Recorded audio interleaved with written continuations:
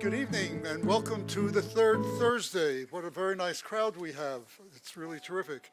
My name is Merrill Leffler, and this is the third Thursday series has been going on since this is the 10th year. We're going into our 11th year, and we have an emeritus organizer, Martin Fitzpatrick, who's even going to be reading tonight. Martin has been the mainstay of this program for about 7 years or so, or something like that. But we now have a committee that meets occasionally, aperiodically, and that includes Carolyn Wilkins, Ed Shackley, Meredith Pond, Mary Beth Hatem, Martin, Ann Becker, who is a former poet laureate at Takoma Park, and me. And then we have Sarah Daines under her Department of Economic and Housing Community Development. This whole project takes place under that, but we have Morgan Fecto, who's going to be reading tonight as well, who has been the organizer of this program, and we're really pleased to have Morgan doing this. She's trying to keep us in line with. We have seven people on this committee or so, and it's really pretty tough. So what we're going to do tonight, we have a number of people who signed up for to read poems, which is really terrific. I'm going to ask you to use your judgment. I'll give the list of names. So if anybody hasn't signed up and wants to read, please let me know. What I'll do is, since we don't have a board or anything like that, we'll have the first two readers, and then after that, I'll just shout out the next two. And then the next two, and we may have more readers here. Hiram is here, so we'll see. Okay, so here's who I have right now. Dan Nair, Mickey Kennedy, they will be the first two readers, Dan Nair and Mickey Kennedy. Morgan Fecto, Craig Flaherty, Allison Lima, Joel Aranfi. Am I pronouncing that right, Joel? Yeah, okay. Susan Kofer, Martin Fitzpatrick, Emily Cohn, Wayne Jabozinski, Ivan Amato, Meredith Pond, Sandra Maley, Sid Gold, Mary Beth Hatem, and me. So, is anybody's name I didn't get? Okay. I didn't get, I knew we missed one name. Okay, so we'll get you on there. Okay, so we're going to begin with Dan Nair and Mickey Kennedy.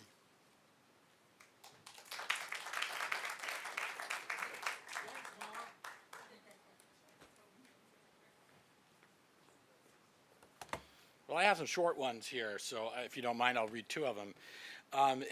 Just as a brief introduction to the theme here, obviously it's got a nautical sort of lilt to it, but it was written for my sister who died last year, a horrible death of pancreatic cancer.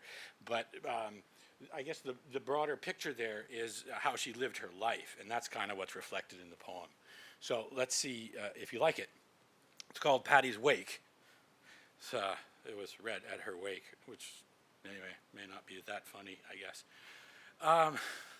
So, Patty's Wake. Steaming slowly in her track, she froths the heaving seas. Set on by the boiling pack, steadily she flees.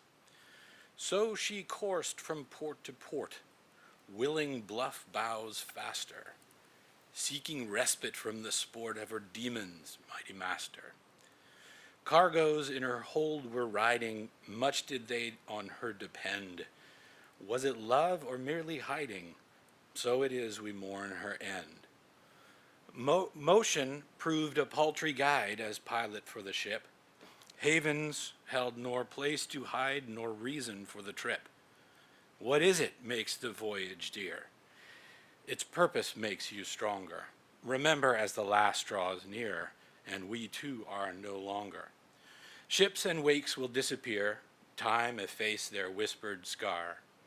Water settles, soon to clear, sighing, so we pass the bar.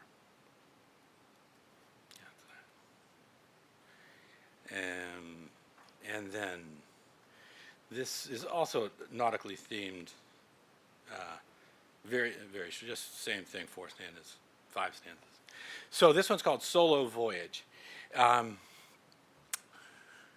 To a far-off cove I wandered, and there I set the hook. And as the light grew slowly dim, I set about to cook. A one-pot meal in the cabin's lee will set a cozy nook. I'll watch the sun set slowly o'er the sandbar's golden crook. When at last the sun is gone and the daylight swept away, the dishes done, the cockpit swept, I'll muse upon the day. Of courses kept, of seas wind swept, while we were underway. My cabin light holds back the dark that has swept across the bay. In the dinghy's wake, my riding light casts its silvery arc, now joining countless other lights that make their tiny marks. The night sky fills with beacons, lighting others' empty darks. I watch my fading light grow dim and mourn its waning spark.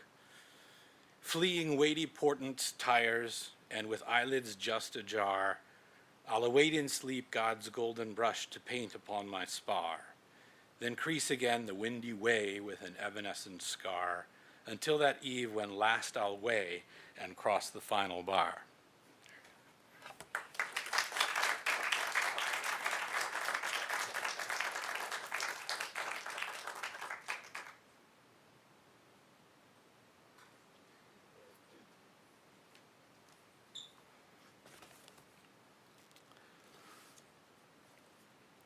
High-handed, no tongue in a hornet's throat, the suck of sticky sap, the lean-to angle of a can of orange crush. My mind is a flamenco skirt that flutters in the light, like a strip of 8mm film played too many times. Behind the security glass, the role of God will be played by Anonymous Ray. My mother was born without arms, so I learned to shuffle into the arms of a corduroy coat on a low hanger in the basement when no one was looking. The very act of wiping my mouth became a betrayal that sent my mother to the living room sofa where she knitted armless sweaters with her feet. Children on the front lawn holding quarters, hoping to get a glimpse of her months before her scheduled appearance at the town fair. She told me once she dreamed of arms, silly, useless rubber bands that would only slow her down, become the complacency of unplayed pianos or a lover's hand unheld. What hubris to think all this can be contained in a full-length mirror. My great-great-grandmother was a sliver of silver on a daguerreotype tile my mother unwrapped with her toes and handed in an outstretched foot to me. When the world seemed weepy and flat, the way things must have seemed on the Santa Maria Christmas Day, 1492, an entire army of photographers going door to door, often stopping first at funeral parlors to inquire on those for whom a picture would quickly expire. My great-great-grandmother propped up with painted eyes, her children assembled like a handful of plucked flowers, only half turned, half looking into the lens. The wavelength of light split open, lengthwise, like a melon. To be young and full, a boy moving sideways into a man. I imagine her young on her porch, telling suitors that should consumption not take her by week's end, perhaps they might call on her again Friday. An overachiever on the utter edge of raving, a startled cat, a ball of sock that resembles mouse. The sound disregard makes against the undercarriage of a horse-drawn carriage. No hard feelings, yet all that remains of such luxuries are hard and coarse, the uncomfortable patterns hastily sewn before the Sears catalog has had time to blacken fingers. When my father sometimes returned from his sometimes absence, he'd say he was walking through the neighborhood holding my mother's hand when suddenly he found himself alone and lost. Mostly he just found himself drunk and broke, my mother would interject if she felt playful or submissive. Often she'd look away and paint wallpaper still lifes with her eyes. The act of assembling friends and family after a loved one's death becomes a reunion, the pinhole in a box you look through, and the thing in negative is the actual thing. The glass half empty is the actual glass. Emptiness is the act of mourning, a pouring into, that rotates in the arc of containment. Annie Edson Taylor, who in 1901 became the first person to survive Niagara Falls in a wooden barrel. only to be found dead 20 years later in the bottom of a bottle. She had spent the latter years of her life obsessed with recovering her stolen barrel.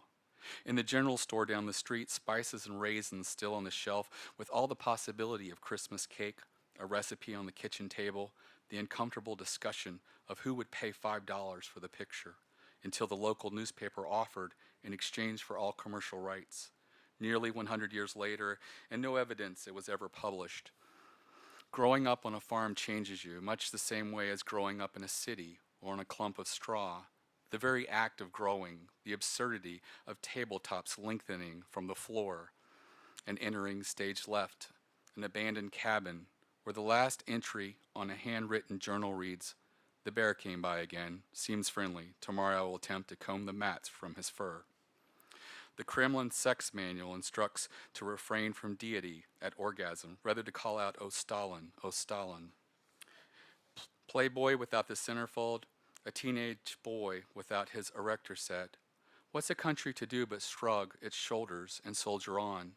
Alone on the court, a lawyer is just flotsam, a vestigial reminder of how the individual cannot be left to manage the individual, requires the warmth only an armless mother can provide in front of the fireplace, sandwiching marshmallow and chocolate between crumbling graham crackers, toes covered in white melted strings of corn syrup.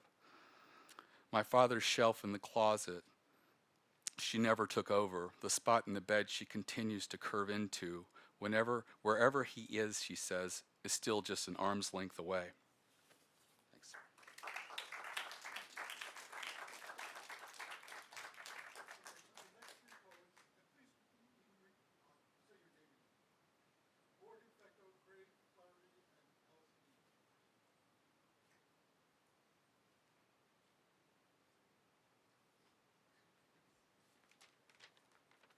Hello, my name's Morgan. I'm going to be reading a Halloween poem that I wrote after I saw Halloween with Jamie Lee Curtis and the Michael Myers movie from the 70s, real campy. Seems appropriate for Christmas time, so here we go. Tricks for kids. Watching Halloween to scare childhood back to me, but youth disappears into the wall like a grease-stained jumpsuit, and Jamie Lee's hips distract me. An inch in width, but mine could rocket out kids with insatiable lusts for Twix. I stick my head in a candy bowl, set to broil, but inhaling even violently won't render the smell of my old pillowcase. Up arrow, looking for a Reese's commercial to drown out the red delicious night air. Blades, the pedophilic sound of clacking heels attached to slutty cat costumes. PetSmart ruins my nostalgia with a Santa Claus hawking teeth-cleansing dog biscuits to dachshunds in late October. They got me the same way once when I still believed in a bump in the night. They sold me a comatose betta fish in a stemless martini glass. Before I cuddle up to the memory, I see the closeted corpse of PJ Souls and remember, I forgot to feed it.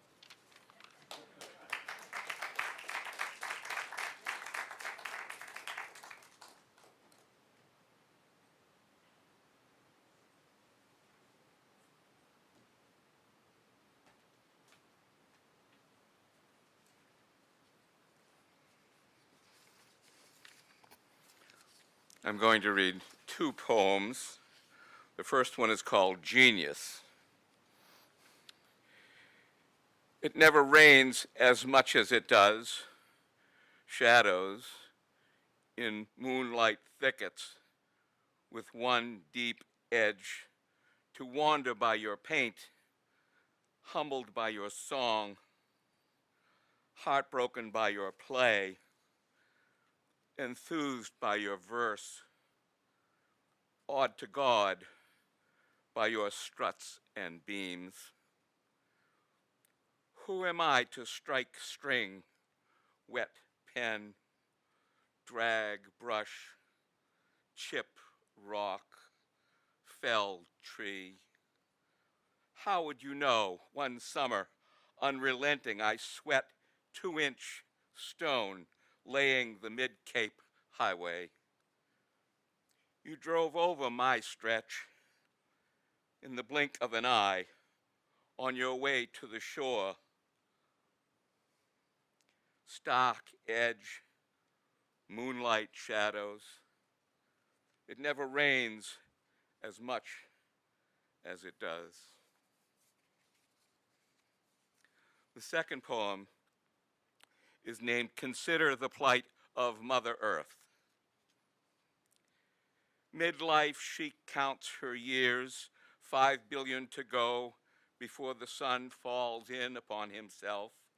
She laughs at herself wanting a divorce, a red convertible, a month-long Riviera spa experience, a new lover's lips. From the beginning, she has nurtured life, celebrated her rearrangements beneath the flimsy skirt of her polar charge, unhindered by her lover's electron storms. Cultures ornament her memory, cha of ancient fires, gold of lost ransoms, bones of her children, prized keepsakes, coddled in jungle pits, bedded with volcanic dust, blanketed by mountain snows, embraced within cranny caves, made fast beneath desert sands. But her children pump and burn her cherished memories, tear and scrape where the ancients slumber, bore and tunnel her fertile mantle. Her brooding eye imagines the life urge dulled, judges her time as a jot of Tinker's Dam in gross, colors all as gray careening, laments her meaningless molten marrow cooling. She hopes death comes sooner, quickly in her sleep as the passing of the moon darkens her face, or sharply in collision before her flickering begins.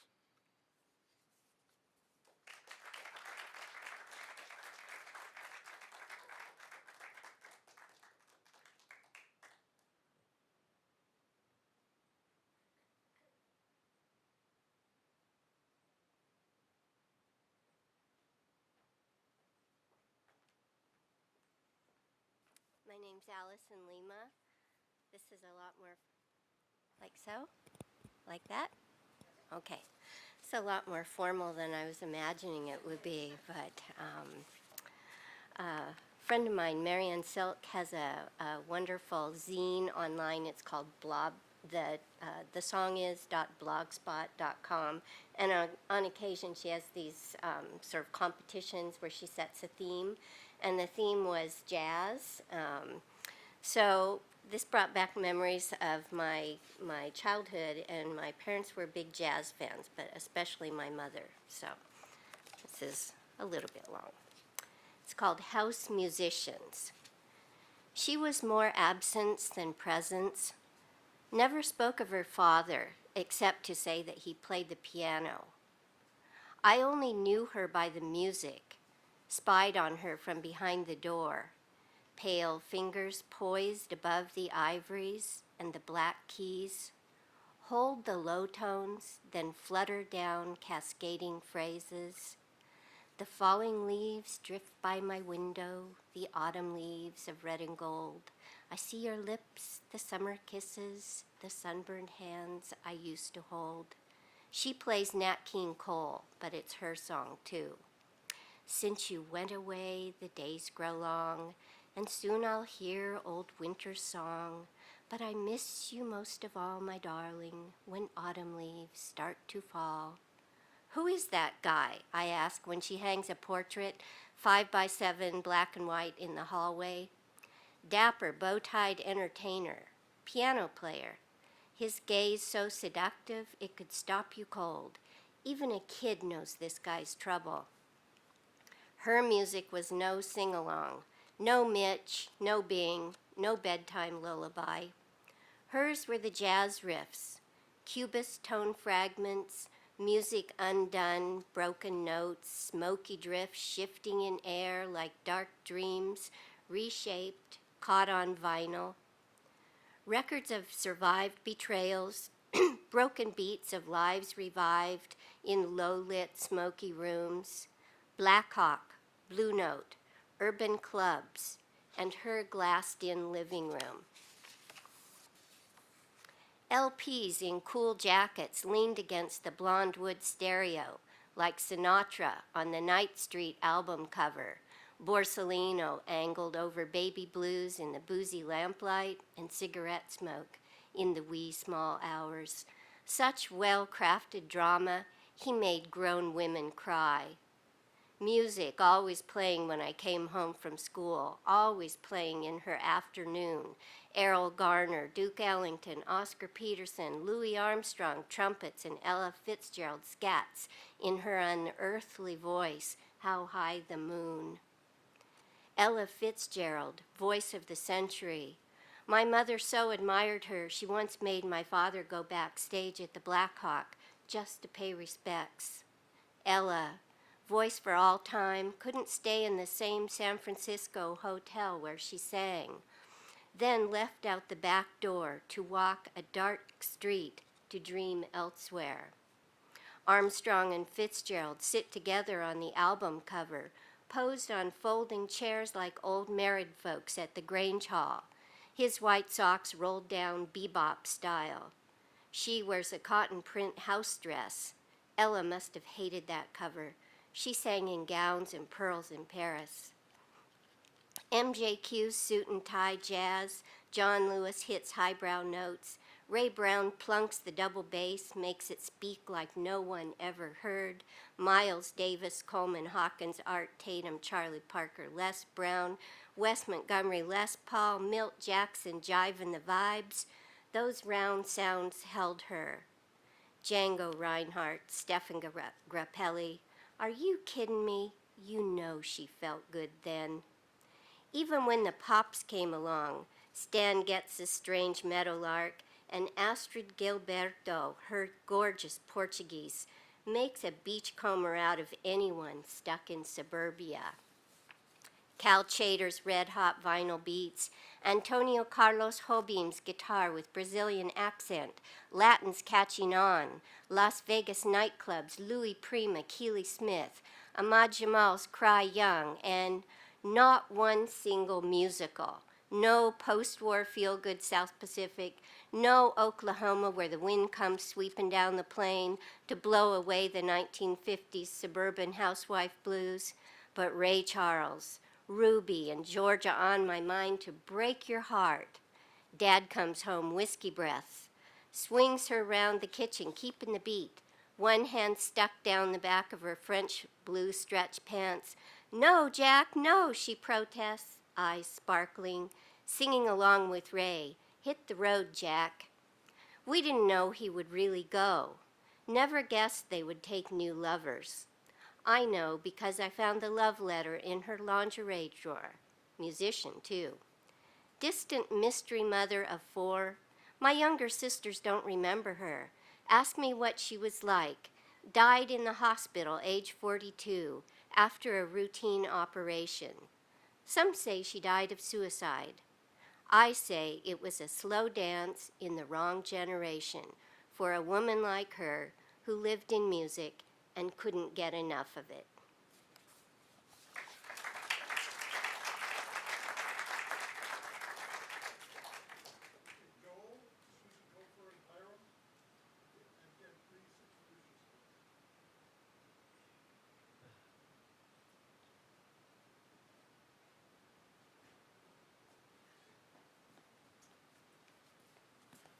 Hello.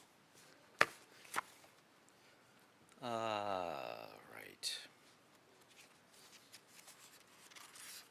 I guess I'm gonna read a few I might read one. All right, I'm just gonna read. It's hard to decide. First one, I'll read a couple short ones and maybe one long one.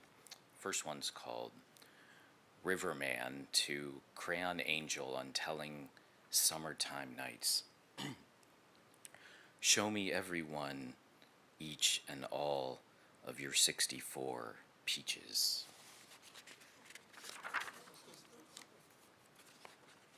Do another short one. This is called On the Road to Florence. Remember that day when I found out that love could be a dirty word. All right. Sorry, I'm totally not prepared here. All right, I'm going to read this one. This is the cat poem. The title is, And She Left to Die Without a Word, to spare me from weeping about Hemlock Lake. True knowledge exists in knowing that you know nothing. I would drink down each one of your malicious dashes and purposefully choke on my own throat, like creeping vines of mint swallow twisted roots, and all the sapless husks of creamy yarrow scattered here and there as chaff tears underneath emerald silences on August afternoons, striped lawn chairs hanging on chapped lips of crystal green glasses, when the sky changes all crushed plums, and leaves on wet trees begin on musing about the stagnant lake below left to itself, about leaving moments before Socrates, my idle cat whispers for her last seconds of free dinners for life, holding out just for one further hint of where I hid the catnip. All right, I don't think I have time for that one. I'll do a long one. I'm going to do this one, I think. It's hard to choose. All right, I'm going to do this one. When I am dead and over me, beautiful places shuttered out. Josephine, forget rainy days, too gray for remembering, thick windows, the public, and nights, how I love you now. So, the fog is rising, I should go. In, but I won't. Perhaps I will go further out. My nose is a piece of ground glass spying out two pressed loading drops bending the bows, soaked in codeine and bourbon, and I haven't even drunk champagne for a long time. The earth is suffocating. Swear to make them cut me open so I won't be buried alive. Am I dying, or is this my birthday? Friends applaud. The comedy is finished. Color greens all the world, blue, blue, blue. Buoyancy clowns. Ah, that tastes nice. Thank you. Could you bring me another crisp ginger wafer or two and a gin Ricky? I never should have switched from scotch to martinis. I am blind to what I was drawing from this morning. A dog with 3 legs in an indistinct landscape dotted with pink peonies, pissed on 4 naked shrubs. This time will be a long one. Ay, Jesus, I am still alive. And forgetting came away. Notice how quickly she shakes out her rain-drenched hair, and how the new moon bends it. Worms are emerging in softer pairs from sleeves sleeker than the side of your neck, decked out in sunlight. Sweetness, I'd hate to die twice. It's so boring. God will pardon me for saying so, but not for thinking it. That's his line of work. I know you have come to kill me. Shoot, coward. You are only going to kill a man. Does nobody understand? If I were to go away, too late for fruit, too early for flowers. Crazy love. Leave the papers for tomorrow, and don't forget to feed the cat.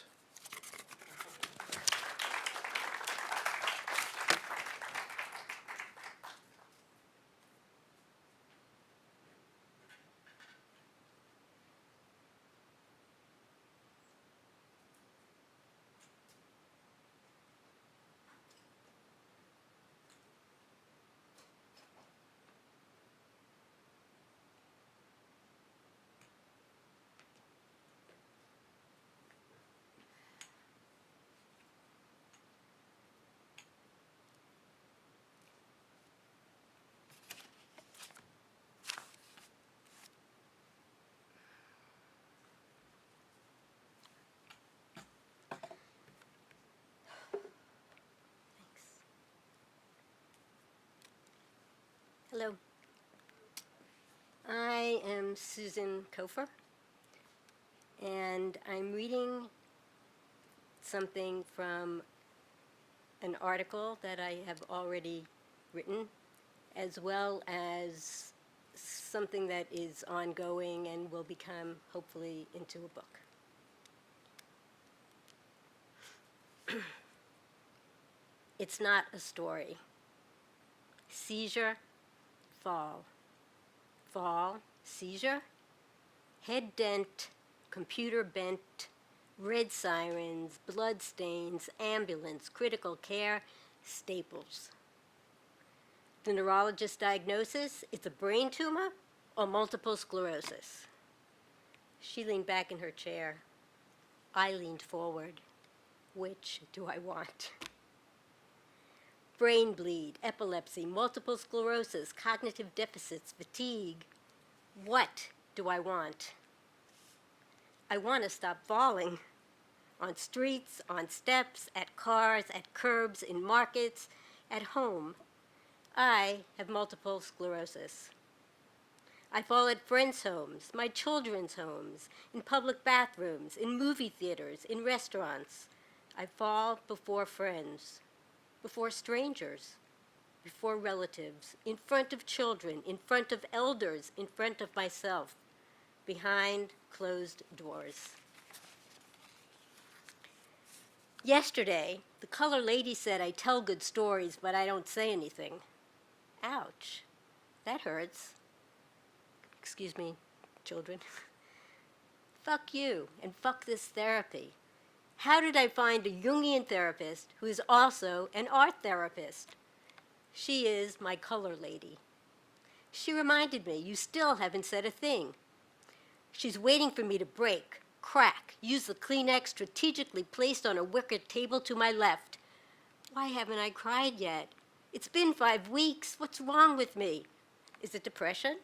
A brain tumor? Epilepsy? Multiple sclerosis? Cognitive lapses? I'm fixated on the clock, reminding me I have 45, 44, 34, 30, 10, 9, 8 minutes to unlock something in my psyche that will bring awareness. I almost said seizures. I just want to be the 3 o'clock who doesn't cancel or bore the color lady with stupid-ass stories.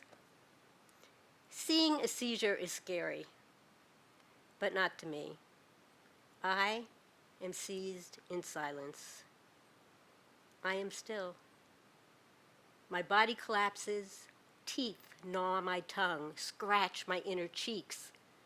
I am still. My head hits the wall, floor. I am still. My blood drops blood, urine drips urine, saliva foams saliva. I am still. My legs convulse, arms pulse. My body is busy, but I remain still. Thank you, brain, for the time off. The neurologist said it's a brain tumor or multiple sclerosis. That's too easy. Add epilepsy, brain bleed, cognitive lapses, and incompetence. Add loss of self, unemployment, carless, and hopeless. Factor in loneliness, loss of compassion, loss of companionship, and loss of courage. After the fall, brain thought I could shower alone. Brain asked me, can you do it by yourself? Hey, I peed by myself. I wiped myself. I stepped into the shower myself. I looked around. I found soap by myself. I found shampoo. I wet my body, washed my chest, under my breasts, raised an arm by myself, washed under my arm, raised the other arm, washed my left leg. I knew I was bending and washing my left leg by myself. Washed my left foot, washed between my toes. I leaned on the shower door. I almost washed my right leg by myself. I washed my right foot instead. Washed some of its sole. I decided not to wash my hair. Turned the nozzle off by myself, slid open the glass door, reached for the towel, It was not warm, not dry, not soft. Still, I wrapped it around. I dried my breasts, stomach, vagina, thighs, butt, all by myself. Took the water scraper off the door. I knew I was bending, leaning, scraping. I opened the door, concentrated on lifting my right foot. I left the shower by myself. Thanks for your help, Brain. I am tired. Right leg said, good job. Right foot said, good job. We know you're worn out. We love you. I have not said I love you, right leg. I have not said I love you, right foot. I feel angry at MS, at loss, at my cane, at epilepsy. Brain is most impaired, most like me, most fragile, most beautiful. I love you, Brain. And this is not a story. Thank you.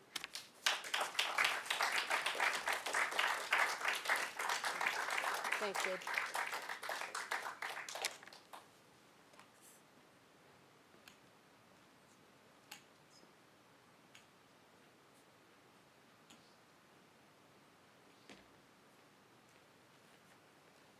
I want to thank Merle Leffler for organizing the third Thursday poetry series and all those who help him do it, and certainly acknowledge this wonderful space here in Takoma Park for such events. My name is Hiram LaRue, and I'm going to read a couple of poems. The first one is called Wear a Cap. I'll say just 3 things. First, if I were you, I wouldn't worry. I'd find some shade to rest in for a while where nothing much will trouble, where the only concern might be flies on bread.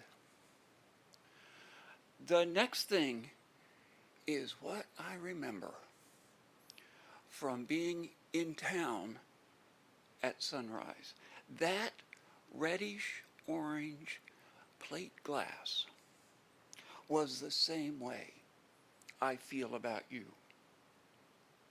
The only other thing to keep in mind is that no one ever doubts a whistler, so keep trusting in the same way that water splashes up and down. And this piece is called One More Thing. There should be a prize for the best name in town, for the one that more than any other barges in before we're ready and acts like prism light does on our face, or tamps dirt down like in a story, a name that gets things done without us.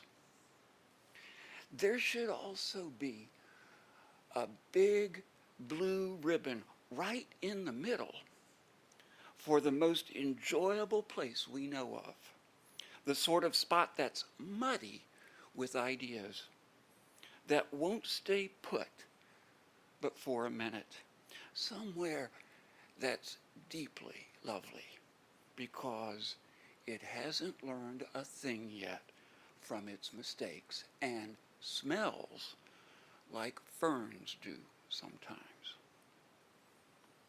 Most of all, there should be a nice medal for the kind of friend who says so even when they shouldn't, who looks at you up close and often as if you're a fool, and thinks of you later on, long after, by frowning. Thanks very much, and happy holidays, folks.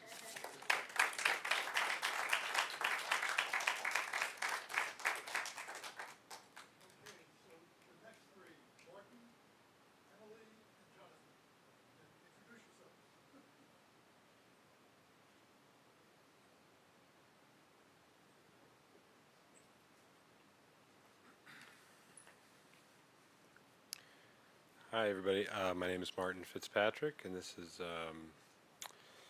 kind of an audiobook poem, you might say. It's called Astyanax, who you may recall is the son of Hector in the Iliad. Hearing Alfred Molina deliver Stephen Mitchell's rendering of Hector's encounter with his young son Astyanax, the impulse rises in me to explain to my sons listening with me in the car that among the many beautifully indicated symmetries in the Iliad, this is perhaps the most powerful, the contrast of Hector's dandling of the toddler prince, delight of his parents, with what the reader knows will take place later, outside the scope of this poem, when the Argives sacked the city and wild Neoptolemus, raging and destroying like his father Achilles, dashes the child on the rocks below the city's famous high walls, lest he should grow to fulfill his father's fond hopes, that he become in the fullness of time an even greater warrior than Hector himself, and avenge the destruction and desolation suffered by his parents and all his people.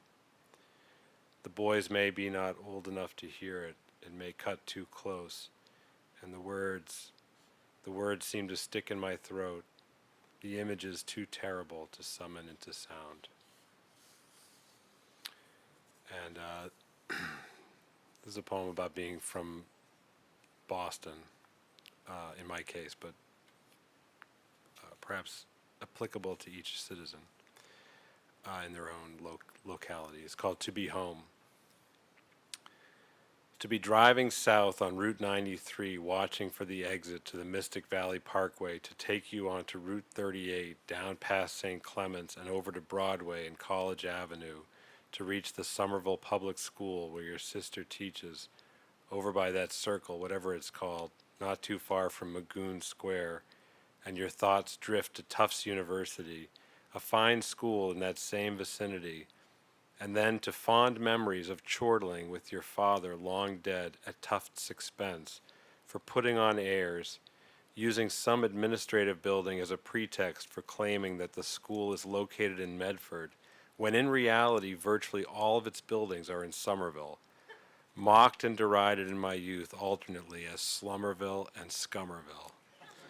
Somerville, whose residents would at times speak with pride of their city's several precincts, organized around its 7 hills, betraying no awareness that another city has also 7 hills to shape its distinctive features, one possibly even more eternal than Somerville itself.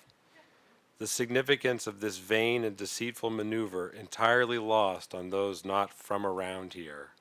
That is to be home. Thank you.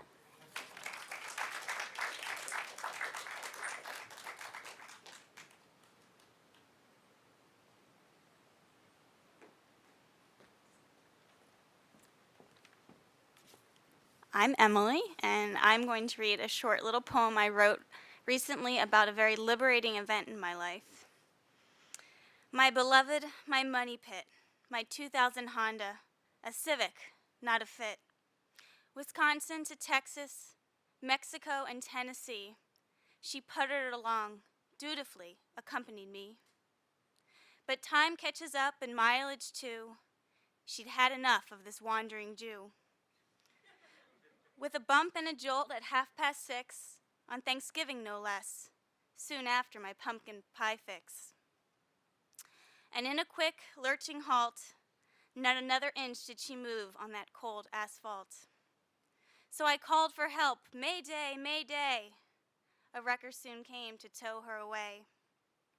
Now she lies, alone in a lot, awaiting the fate that follows dry rot. Repurposed by a sculptor, a master of fine art, more likely cut up and sold a la carte.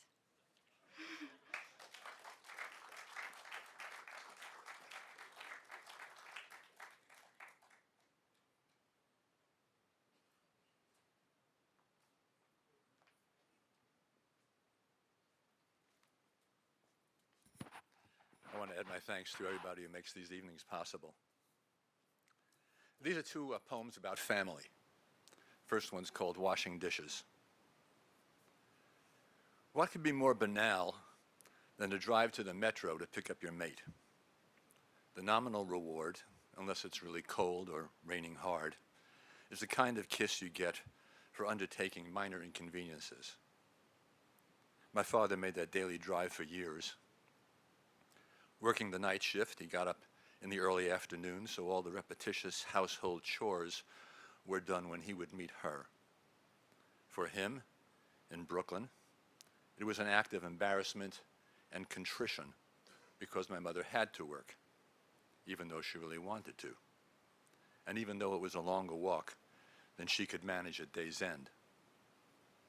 Today, in Takoma Park, it is sunny and cool.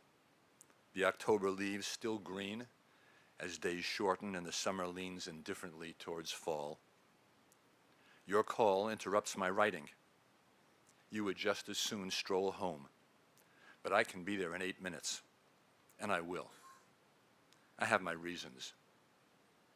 I wonder what the life is of this poem. Trains and calls will change, and work and attitudes, and maybe even seasons.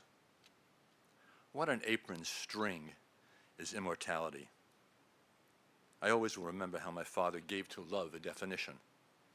Washing dishes, carefully as choosing words, and waiting for the phone to ring.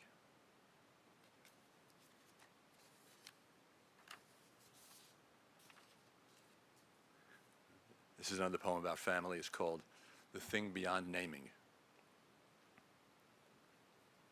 Let's tip a glass to the industry of physicists as they smash the smallest articles of matter searching for a string, a cloud, a wave, God particle sufficient to explain the stillness dance reveals, the circumstance and movement that consecrate a universe with mass.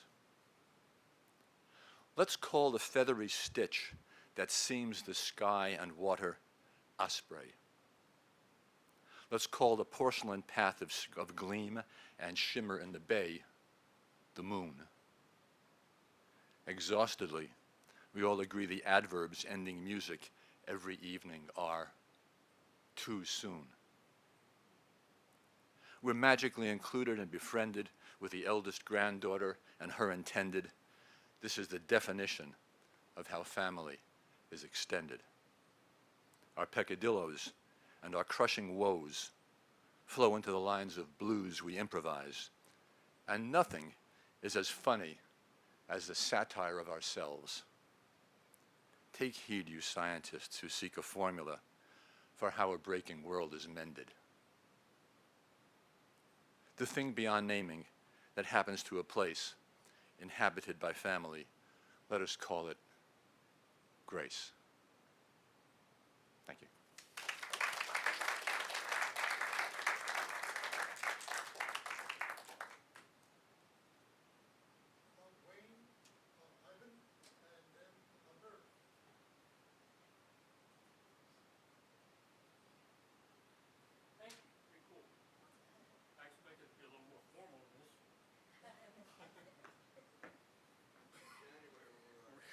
Retired locomotive engineer. Used to have a workshop down here in Rockville that included a couple Takoma Park people, and we're doing it, that was in '77. It's around the same kitchen table out in Brunswick, Maryland now, overlooking a rusty CSX yard. I have several short poems. I'm going to read one of them, and the rest will be a quarter apiece afterwards. That's what I get for them on the street out there. American Christmas, 2015. The atheist bakes Christmas cookies for his friends because any cold kitchen welcomes an oven. His granddaughter toys with not believing in Santa Claus anymore. The uncle she loves in heaven is on the other side of mirrors looking at her, she says. As we squeeze symbolic shapes of dough from a plastic gun, pull the trigger, sprinkle colored sugar on them. In his workshop in the woods, no. The sirens tonight are for Santa riding a fire truck, or pennies in a fuse box, or someone cooking meth, melting the wiring to keep the festive lights on, or baby, it's cold outside, better drink another old-fashioned because we will never take his guns away. Even if every fetus goes to heaven, he counts his anger as conviction. I got these tins at the dollar store. I tell her you should always wash everything first. You never know what you're not vaccinated against. In his workshop in the woods waits the guardian angel of the unborn. In my living room, his star is on top of my tree. He counts his anger as wisdom following it, while King Herod murders the holy innocents. Don't tug on the beard, child. He gives toys to the poor. He buys them at the dollar store. The line was out the door, but he has guns. So all the time in the world belongs to him. The atheist and his granddaughter vote on it and eat 2 cookies each. The uncle she loves watches benevolently from every mirror in the house.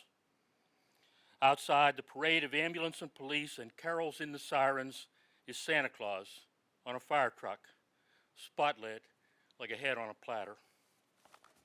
Thanks.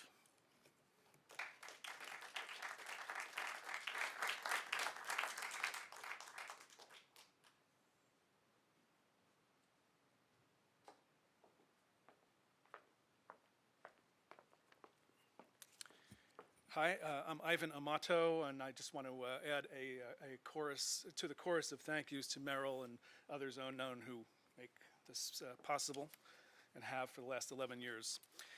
So I've been working on a series of poems that are, I guess the theme of them is it's about the technology that we invent and that becomes so part of our lives, and also how that technology remakes us. This first one, renamed about 90 minutes ago, is called In Came the Boxes. In their excavations of our homes, archaeologists of the future will uncover lineages of electronic boxes that became dead to us, like here then not goldfish and hermit crabs, as our own beginnings and middles clocked out into our ends.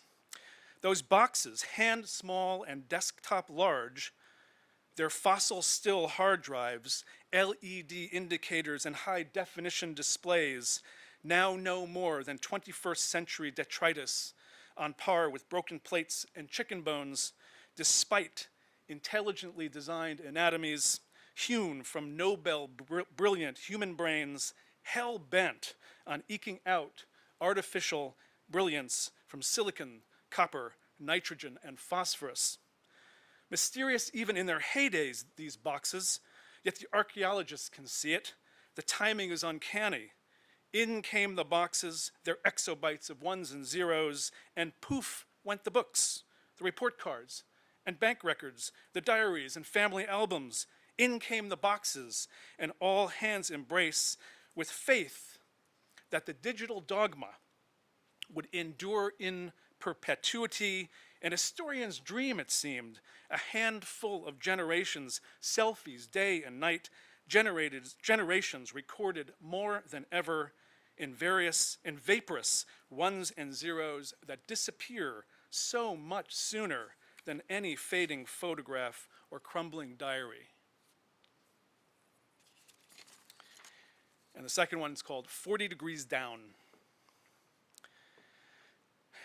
Eyes open, looking straight ahead, rastering side to side, scanning up and down, taking it all in, circumventing trigger lines, noticing the cliff in time.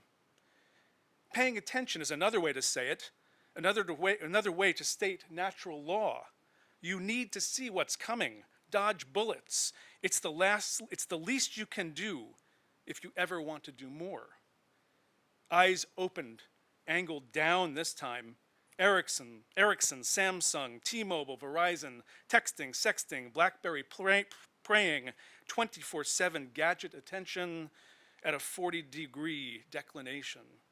An optimum angle for reality as image on cool liquid crystal filling retinal megapixels, the real thing displaced, strong-armed from sight and mind, a billion bent necks, worshiping tiny televisions, meandering into head-on collisions.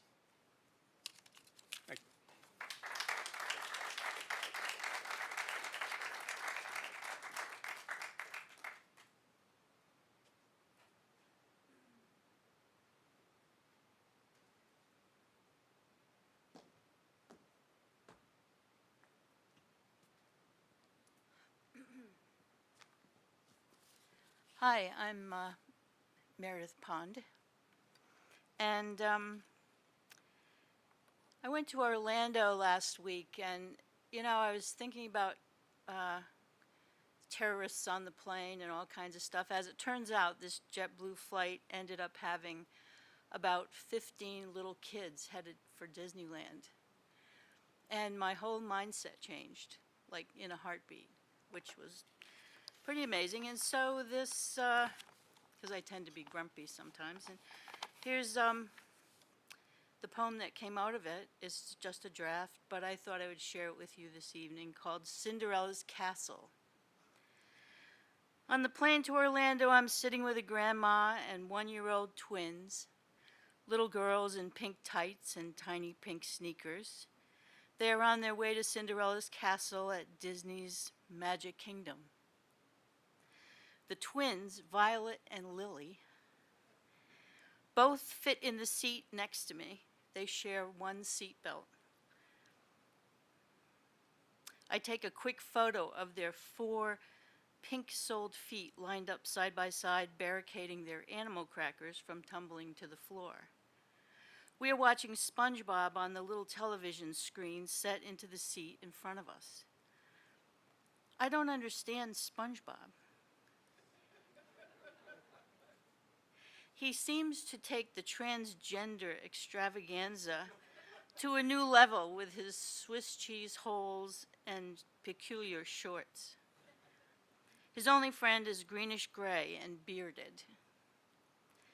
The children are pointing and smiling and reaching for their Cinderella sippy cups, which Grandma holds with a sure and steady hand.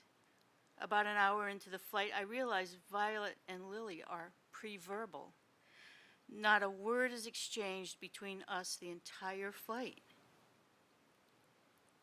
Grandma wants us to see Cinderella before we say our first word. Before we say Santa, we will say Cinderella. Before we go anywhere else, we will arrive at Cinderella's castle in the magic bus that meets us at the airport and whisks us away to our destiny where the glass slipper always fits. Thanks.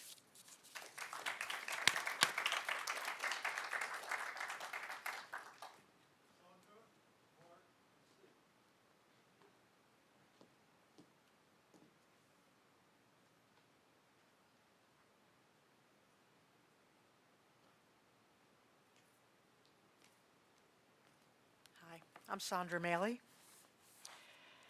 I'm going to do a short one, sort of in form. I've been going back to writing in form lately a little bit. It's called Sailing Toward the Open Sea. How far we've come to see so little, how far to go to find the way. I'd sooner lay me down and settle than work and have so little say. The bosun's right to smoke a pipe. The captain hopes for a red sky night. I'd rather sleep in my old bed than sail this world so round and mad. Kingfisher weather's not the time to put to sea in search of rhyme. Light reflects off every feather. What I do is mine, no better. And then one a little longer, 5 short parts. It's called To a Defeated Savior, for James Wright. 1. This is literally describing a trip back from Martins Ferry, Ohio, a few years back when I went up for one of the festivals for him. 1. The house on Union Street, where he was born, no longer stands. Disappeared between Pearl and Zane highways, so I pay my respects to an abandoned house nearby before leaving town. I roll down Seabright's Lane toward Hanover Street in the silent blue music of the lives he saved. 3 women sit at a bus stop like shopping bags, and an old man some factory belched up after 30 years in hellfire spits back through a gap in his teeth. Down Short Street, a fan of spray lifts off the hood of a souped-up Chevy. I don't belong here. 2. On the way home, back through Lover, PA, in the open throat of Allegheny Mountain, the turnpike unwinds like a fraying ribbon. The spring hills hold 100 shades of green, and when I round a curve, 6 white horses bloom on a hillside, still as marble markers. For some reason I look back, and Martin's Ferry disappears with the sun. over sidling hill, and you are gone, gone over my shoulder forever. 3. And at my back, in the rearview mirror, a monstrous truck bears down, its fierce face glaring. Trust Jesus, someone sprayed on the bridge in the blood of a broken deer. You were right. We can all go straight to hell, in Ohio, or wherever we are. 4. The journey back is long. I lull until the incandescent blue of early sleep. Sudden beads of light slip past like the first flashes of a dream. The deep black bowl of the valley fills with small gems, one by one, and 2 glowing coals burn like sanctuary lamps on the back of a Buick up ahead. I am not alone, sweet Jesus of graffiti. I fall into your fluorescent arms. 5. Suspended on the long white line between your poem and mine, I am going home. It glimmers in the distance like a jewel I could hold in my hand from here.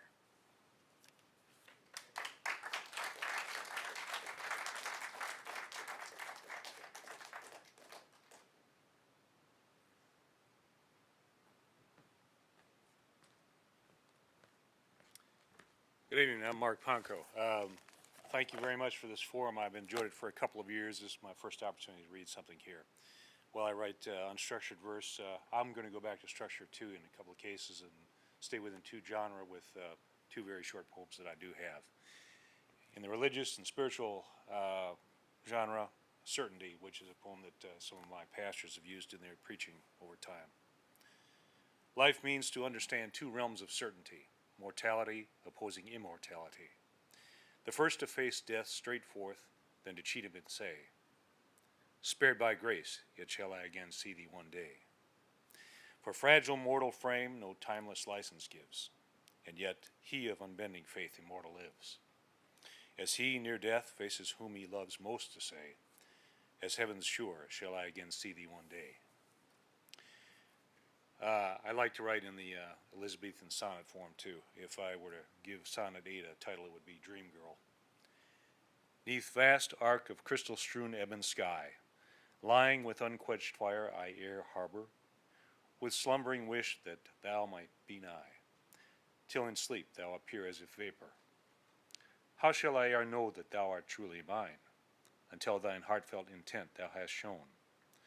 Thus now lie beside me in close recline, that the rhythm of mine heart might match thine own. I pray make thee our next meeting not the same. On morrow's night shall thy spirit obtain solid flesh, bone, most beauteous frame.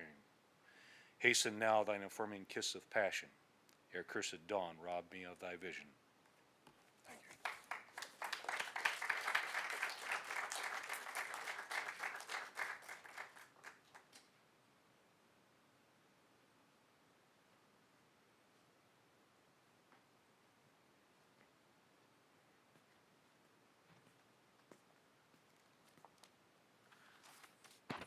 Testing? Okay. I'm going to take off my glasses to read, so for those of you who are driving, I head east when I leave down 410. If you're going the other way, you're fine. I'll put them back on when I drive. This first poem is 21 words, and it's about something we all know. Loss.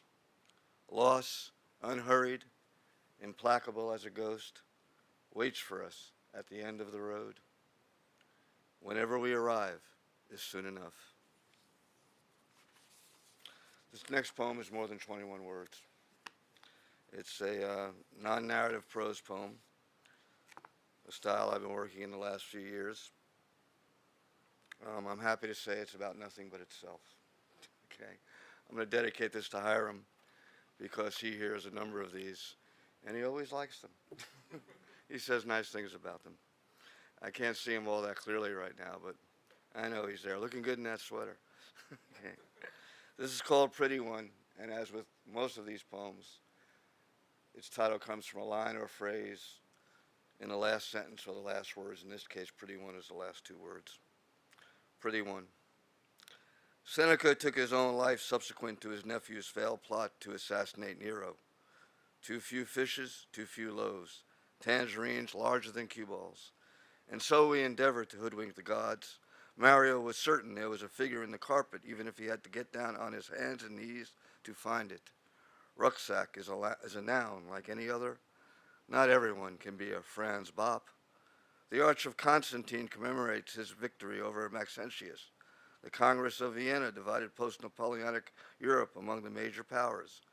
Go ahead, baby. Bark all you want. Safe words encourage frugality. Canaletto's depictions of Venice portray it in a compelling fashion. Memorizing a list of epithets is like preparing a dish of escargot. I'd tell you the saddest story ever told, but there is no believing it.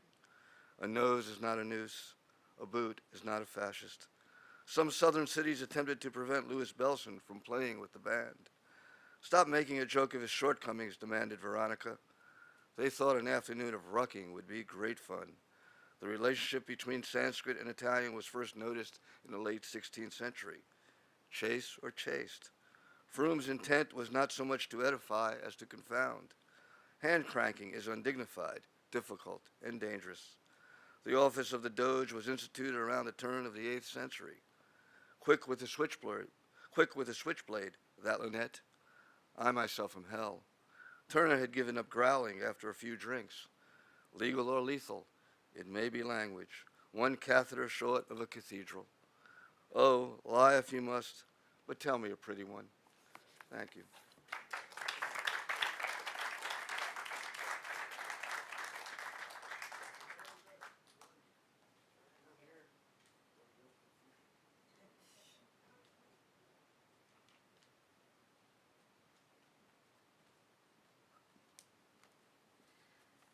Mary Beth Hatem.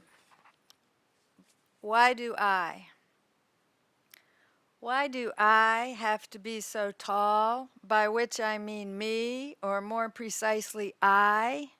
Why, unlike every other language known to man, do we stretch our I into capital form? Why do we tower over the French, or in fact citizens of every nation born speaking some tongue not our own, which, by the way, but for exceptions here and there, we can't speak, can't write, can't read? Why do we think this is okay, more than okay, absolutely essential, mandated in classrooms, enforced online? What do world citizens learn about us when they consider how large looms our I, larger even than we or us, larger, I notice, larger even than me? Worse still, what if we have learned, even in casual speech, to say our every I in a capital way, to mark our ground with tall, taller, tallest, blocking our view of the capital sky?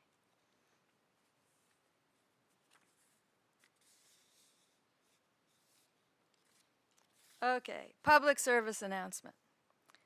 Hair and the divine. How it is cut, how it is worn, hair can be a medium to imbibe the divine. What you want, ladies and gentlemen, what you want are buns. Spiritual research, and this is not widely known, has shown hair tips worn down, hair that swings free, open air hair is known to cause havoc. Dark energy runs amok, but a bun.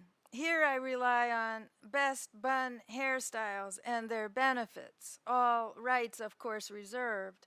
I should pause to note that there are buns and there are buns. Yes, you know that. The seeker who sports the most pure bun by the grace of God, by long practice, will glimpse spirit, the dimension so surely missed by those among us who insist on bobs and weaves. Thank you.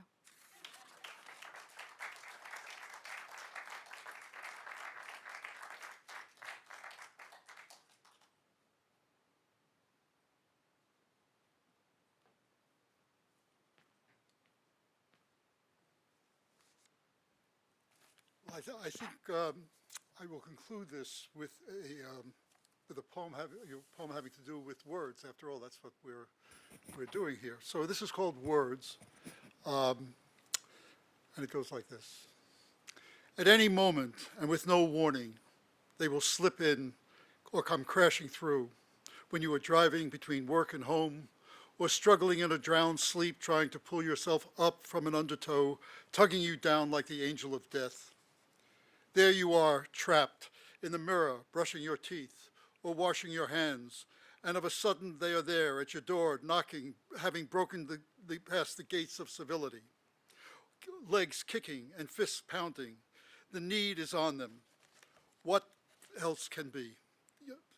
You might have a house full of guests, or be deep in meditation. They barrel on through and would blow your house down. Come on, God damn you, they cry out now. Now, you reading or hearing this will understand. Manic one moment, sulking the next. They all beseech and promise you anything. Incantations to raise the dead, the blessings for the evening meal, the lush prose of seduction, proclamations calling for peace or war. We are at your service, aide de camp when you reach out to the enemy. There is no loyalty like ours, they say. Nor betrayal, you think. We want only to serve. You want too much, I say. But then, just when I give in and I'm counting on them, they turn away. Abrupt. Exhaustion, they say, from having been called on too often to marvel at wings fluttering in lamplight, or to grieve over a child's murder at its mother's hand, or to sing out at the winds knocking on your window, or settling your palms on your lover's breast. And yet, turn away, as they inevitably will. They will return still again when you have given up and least expect them. Open the book of your heart, I have heard them whisper in moments of calm, and we will be there. So, to me, I've been coming to these readings for a long time, and I've gotten too much credit also, by the way. There's not just a committee, but there are a couple of people who never get any mention, or rarely, and one of them is right in the back, and that's Benvenuto Martinez. This is all being filmed and will be on the city website. And I think John Pitt is in the control room, so John is invisible, but he's here. So please acknowledge them. And as I say, this will be up on the city website. Having come to these readings now for a long time, I think tonight was, to me, was really unusual. One, the number of people we've had, but also I wasn't going to read this poem, and I didn't read it very well, but the range of poems that we've had, personal poems, music. There's a music of the word here, and I think we've had a lot of that in different forms, and it's really been wonderful. And I think to see this again, and these will be broadcast on it's the Takoma Park City channel, but it will be accessible as well, from your computer. So we have quite a small, or modest, shall I say, little repast outside, cookies and some dip. We have a larger crowd than we usually have, and that's a great sign, and I hope you will come again. We'll be starting up again in January with individual readings, and then before the summer begins, we'll have another open reading. So I want to thank you all for coming and give a hand to the poets and to yourselves. So thank you.